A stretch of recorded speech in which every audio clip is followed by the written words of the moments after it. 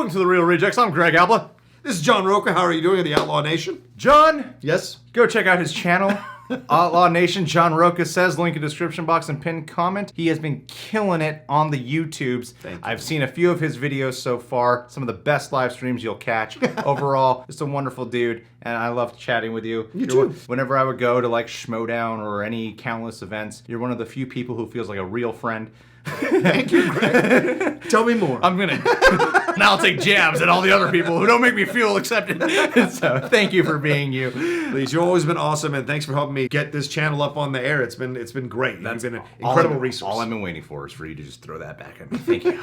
Oh, finally, I have a purpose. Have you heard of the channel New Rockstars? Yes, yeah, I have heard of it a lot, actually. They have some of the best breakdown videos, and they have this video called Spider-Man New Easter Egg, Tobey Returning, and I've been seeing on Twitter that there's all this talk about a possibility with Tobey Maguire coming back as Spider-Man. I think a lot has to do with the Sam Raimi doing Doctor Strange too, and I think in one of the Spider-Man movies they even dropped the Doctor Strange name at one point. I think when they're coming up with like Doc Ock's name. Who's Sam Raimi's brother? Like actual brother? Ted Raimi? Ted Raimi, yeah. The Ted Raimi character, the assistant character. Right. I think he says Doctor Strange. Anyway, so there's all this talk going around. I've been wanting Tobey Maguire to come back in this weird universe. So I thought, let's watch this new Rockstars video since you guys know I love this channel so freaking much. Let's do it. Welcome back to New Rockstars. I'm Eric Voss, and a new Spider-Man Easter egg has been spotted in early looks at Morbius, a film that will apparently Never be saw that. very heavily to crossovers with Spider-Man and Spider-Man characters. And one thing we noticed in that Morbius trailer is that the Spider-Man they used is an old version. Yes. No, not old virgin, because you know emo Peter Parker. But Oh, the same boy. Oh. version of Spider-Man, which is odd because Morbius will also include a cameo of Adrian Toomes' Vulture from the MCU, Tom Holland, Spider-Man Homecoming. But with Marvel and Sony Right. co-producing the MCU Spider-Man, they kind of have joint custody of these folks. Yeah. Far From Home ended in a post-credit scene with J. Jonah Jameson, played by J.K. Simmons, who played the character in the Raimi films. Also, Far From Home included an Easter egg nod to Bonesaw McGraw. Bonesaw is ready. Raimi film. That's right. Oh yeah. And as a character, Bonesaw McGraw was original and specific to the Raimi-verse. On top of all this, Marvel just hired Sam Raimi himself to take over directing. Well, he's in talks. Yeah, slow down there, Kyle. Scott Derrick. As I mentioned before, Raimi's a great fit as a guy I totally think so, yeah. Successful Marvel films and we'll see. But could there be a deeper agenda behind the return of Raimi? Some collusion between the MCU and the Spider-Man? yeah. I'm going to break down this conspiracy and the latest Spider-Man cameo for what it could mean for the future of the Spider-Verse. Spoiler warning in case I'm right. Okay, so the latest clue was discovered in a set photo from Los Angeles. There was a What? bus redressed as a New York MTA bus. Right. And an ad reading, "Where is Spider-Man? Find out only in the Daily Bugle." Okay, Originally it was okay. believed that this could be for Venom 2, but it was later confirmed to be part of the set for Morbius. Right. So, like the street art of Spider-Man with the graffiti "murder" painted over it that we saw in the Morbius trailer, this Right. could suggest a connection to the ending of Far From Home, in which Peter Parker was outed and falsely accused as a criminal. But also note that Daily Bugle in this ad is the print newspaper version of the outlet. Oh.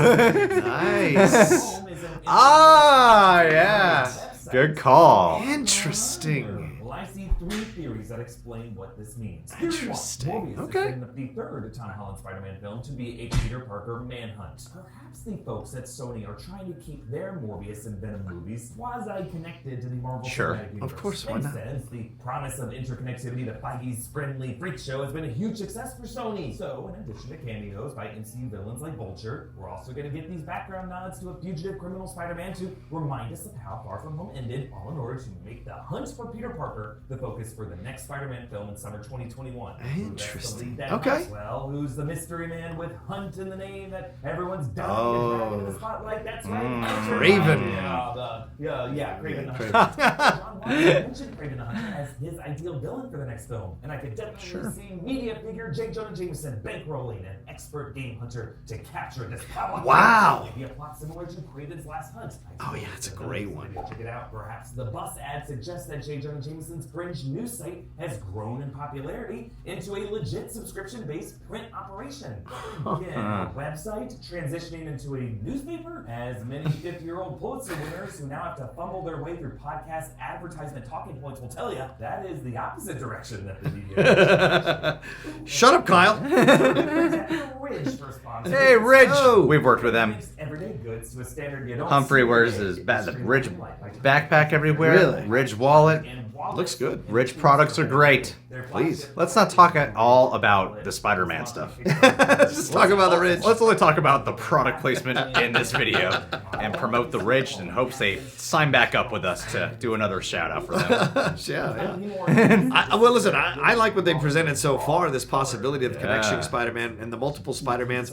And, I wonder if he's going to mention Doctor Strange at some point in this whole thing. Whoa. Because Boss Logic did that awesome thing where they showed Tobey Maguire's Spider-Man coming out of one of those portals that the Doctor Strange, yeah. which is pretty cool. Well, after this product placement, Yeah. let's see.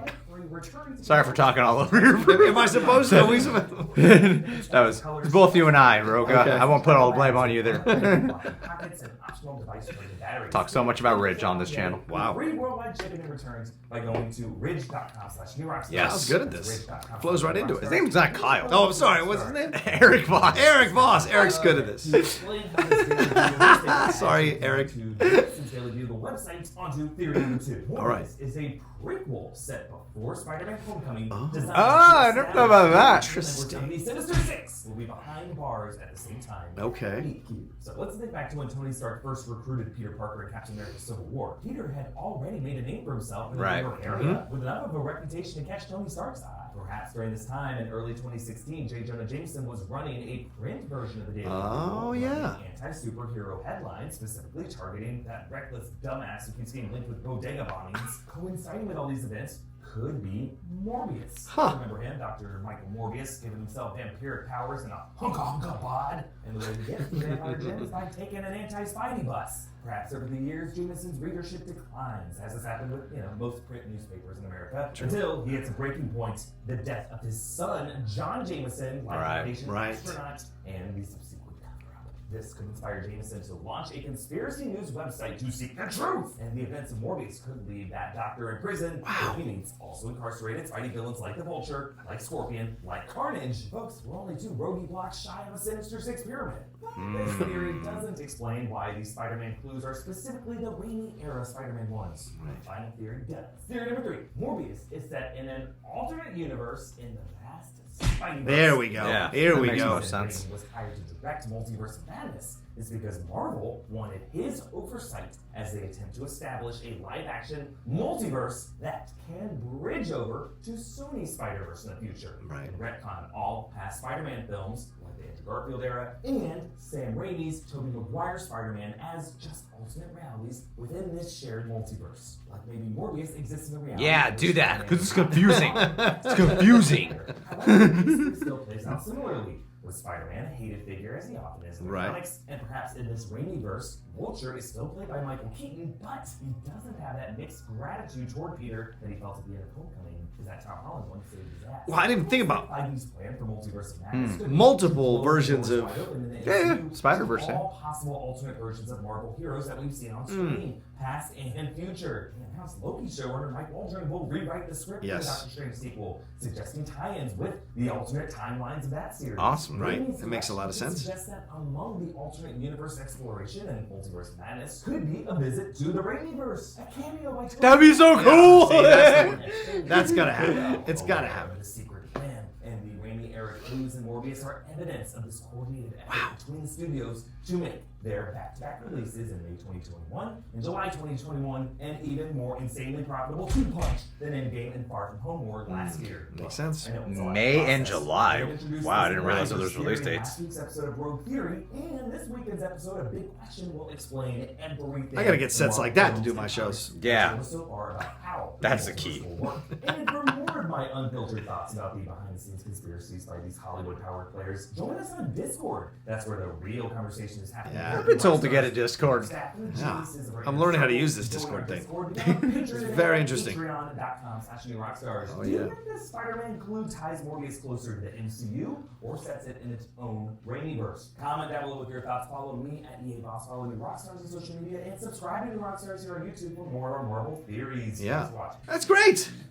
I enjoyed that. A lot of information, a lot of knowledge there. I love their videos. Yeah. I really do, Mr. Rocha. I really do. This gives you something to aspire to, that's for sure. I like it. Gives you something to aspire Wow, to. fair. Don't get at my ego. Yeah, well, I'm just saying. Jeez. I like coming up with crazy theories and having them come true, so I enjoyed that very much from Eric. Eric Voss, not Eric Kyle. Voss, sorry. But I do have a friend named Kyle who looks a lot like him. Anyway, yeah, I mean, It's in the multiverse. Yeah. the second they pointed out the Daily Bugle logo looking the same, Yeah. that just blew my mind because like the Spider-Man one with the outfit that we all saw on the wall in the trailer, I didn't really consider it like, oh, this is the Tobey Maguire one. I thought it was just a paying tribute thing to that. But then to have the Daily Bugle logo, which is not something most fans will notice. Yeah, or catch, yeah. Yeah, they showed the sign. I'm like, okay, what's the big deal? It's the Daily Bugle. Oh my god, it's the one for the Raimi movies. That's so cool. That excites me because I like that theory because I've been wanting them to, honestly, I've been wanting them to do some special Spider-Man movie where they cross over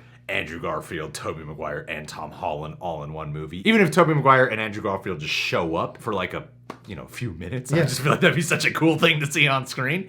And with what Sony has established with Spider-Verse, it's something I totally want. I guess the trailer itself is maybe trying to disillusion us just a little bit. Yeah. Because you do see Vulture there, and then you see the Murderer logo, so that makes you go, this must take place after Far From Home, and that's what's going on with Spider-Man, and maybe Vulture broke out of prison or something like that. Right. But the idea of kind of combining a little bit of alternate universe, some prequel stuff, I don't know. Bottom line is, most I got from this video was that would be insane if Tobey Maguire is able to somehow return for a little bit of a cameo and open up the idea of multiple verses. Did you watch the Crisis on Infinite Earth? Yeah, of course. You know how they went way out of their way to make everything you've ever seen from DC is connected. Yeah, somehow be connected, yes. Yeah. And I get the impression that's kind of what they're aiming for here now. Right. If this theory happens to be true with combining Multiverse of Madness and, the Venom world and the Spider-Verse world all together, Well, this could have been the reason why Derrickson left for Creative Differences, because he maybe thought, I don't want my Doctor Strange being used as a vehicle to kind of wrap up all these storylines with Spider-Man or bring all these Spider-Man in. Maybe he didn't feel that that was true to the character that he wanted to do or the next story he wanted to tell. So you bring in someone like Sam Raimi, makes all the sense. I said this on Geek Buddies last night, one of my shows on my channel as well, and my friend Shannon, I was like, them saying Sam Raimi coming back, this makes sense only if they're finding a way to kind of close that loop between Sam Raimi and Spider-Man, because people have that negative feeling about Spider-Man 3. It's even joked about in Spider-Verse. And Feige used to work with Raimi, so they have a previous relationship. So maybe this is his way of going like, why don't you come on, help make this all happen. We'll bring all the Spider-Mans in, Garfield, Tobey Maguire. Hell, maybe we'll get Yuri Lowenthal, who's the voice of Spider-Man in the PS4 game, to come in and do something as well. That'd be kind of cool. Maybe a shot of them playing the game while they're walking by, or some people playing the game while they're walking by. All of that is possible here, and then it all works overall. If they go with a prequel, that's interesting, because we don't know where it is in time, right? Just because it's a prequel doesn't mean it doesn't come forward in time eventually, telling that story with Morbius. If it's a Sinister Six, Morbius is well known of playing both sides of the fence. He's an anti-hero. He's been a villain. He's initially a villain in the comics, then becomes a hero and an ally of Spider-Man. So all of that could play out as well. But I love the idea of J. Jonah Jameson being involved in this in any way, shape, or form, because J.K. Simmons is fantastic, and I love this. I would love to see if two J. Jonah Jamesons played by J.K. Simmons. Wouldn't it be like interacting with each other? Three different J.K. Simmons. It's true. Be awesome. Oh, that would be incredible. J. Jonas would be great. And I think Kraven the Hunter is a proper next step. Oh, yeah. I remember growing up on the 90s show, and a little bit before Morbius was truly Morbius, there was a storyline with Kraven the Hunter and then Kraven's wife, doctor, it's been a long time. Yeah. Some of her experiments led to when Spider-Man had the 6 arms and then Morbius's blood and all that. So it just feels like a natural tie-in. I still want them to build to a point where you do get horror Spider-Man with the 6 arms. I feel like that would just be crazy to look at. But yeah, everything they're talking about here really does excite me. I guess the thing is, if it is treated as an alternate universe to the Tobey Maguire version, why is he being labeled as a murderer? Because there was nothing that ended off in Spider-Man 3 that led to that. Well, Gwen Stacy dies in Spider-Man 3. Right? Doesn't she? Ron Howard's daughter? She's Gwen Stacy. She dies in it? Doesn't she die in the movie or no? Is she just presented in the movie? She's just in the movie. Well, maybe that's the Andrew Garfield one. Gwen Stacy dies in his second one, that's for sure. Yeah. So, I mean, Spider-Man has deaths on his slate, let me just tell you. That's true. When you look at his resume, there are some deaths on that resume. Oh, okay. Well, that's fair. So who knows? Maybe they're all mad that Eddie Brock is dead. Yeah, Eddie. Yeah, that's why. He's a great journalist. Beloved Eddie Brock. He was so wonderful. Why? Eddie! Yeah. Not Eddie. But all of it, I love the idea. And you're right. That's the one kind of drawback in this whole thing is how can it say murderer? Who would he have murdered in that timeline? Right. Oh, I think just bottom line, I mean, did you not like the Raimi versions of 1 and 2? I like 1 and 2. I don't think they hold up as strongly as some people say. Certainly 2 is the best of those 3. Absolutely. But it doesn't hold up as much as you would think nowadays. Still a damn good movie. Some of the CGI is a little wonky, but their version of Doc Ock was fantastic. And, you know, that's what I would say. I still consider it one of the best, my favorite comic book movies. Personally, I'm not here to movie fight you. You jerk. God, no, not again. How dare you have a different opinion? Bottom line, it did not conclude the Raimi story. And like, those were tentpole films. Those were important films in terms of superhero cinema. Right. And I still see articles about the Spider-Man 4 that could have been. Yeah. You don't really hear that about like Amazing Spider-Man 3. No. You know, everyone's kind of cool with letting that one go for the most part. But whatever version of Tobey Maguire, even bringing back Kirsten Dunst perhaps as Mary Jane Watson. Oh, yeah. I just think it would be cool if there was some way opening up this portal that we got something to conclude it. If it was like 10 minutes just to wrap up the button on them, like, oh, Mary Jane and Peter Parker lived happily ever after and they had a kid or something. Just anything to close it out and be like, okay, we were able to, you know, finalize this and put a button on it, you know? I think one of the great things that he brought up, too, was the writer of the Loki stuff from Disney Plus is going to be involved in this Multiverse of Madness movie as well. Right. So maybe he's the one that understands how Feige is trying to connect everything, TV into film. So he's got all the storylines roaming around to make sure everything kind of lines up so that both Morbius and the new Spider-Man film all kind of link up with Doctor Strange film. So that's all possible. Maybe they'll use the Multiverse of Madness to make the Netflix ones really tie in better. Oh. That would be cool. Wow. Okay. Yeah. Well, you stand in It's for not, those, it's aren't not you? going to be a Scott Derrickson film whatsoever. All his ideas are gone. Whatever they did for Crisis on Infinite Earth is what they're going to apply with Doctor Strange too.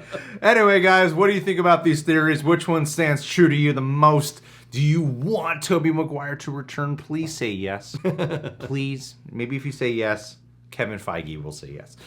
Subscribe to New Rockstars if you haven't done so already. Subscribe to The Real Rejects. Click that notification bell to get notified whenever we got a video up. Check out John Rocha. John Rocha Says Outlaw Nation on his YouTube channel. Please do. Last but not least, Patron of the Day shout out! JT. See, JT, when I speak with this guy in messages, he's got a lot to express. Sometimes when we would Google Hangout with him, he'd be a little bit more on the timid side, but he wants it direct. So here's my thing of why I want to shout him out in this video. I feel like there are most likely multiple verses of JT, all Japanese, from Hawaii. I mean, one of them could be like, you know, from an interracial parentage. Not likely. Not likely. Each one is just a different shade of JT. One is a horn dog who would get Me Too'd in our universe. Mm-hmm. The other one is like the Mother Teresa of Japanese men from Hawaii. Yes. That's a hard to fill position. It's really hard to fill. Yeah. He's called Mother JT. Risa. And then, and then you have then you got another one who is a motivational speaker. And then you got another one who is a homeless guy. And you've got another one who's a stripper, and he goes by JT. Why do you make everything that, John? QT. Now we're just going to JT get yellow QT. dollar bill signs because of your twisted mentality. What if I meant that he's one who makes comic strips? You think YouTube is going to listen to this amount of detail? That's a PG-13 concept. They show it on network television. And there's another universe where JT fixed the YouTube algorithm. Thanks, you for being Thanks, you, JT. man.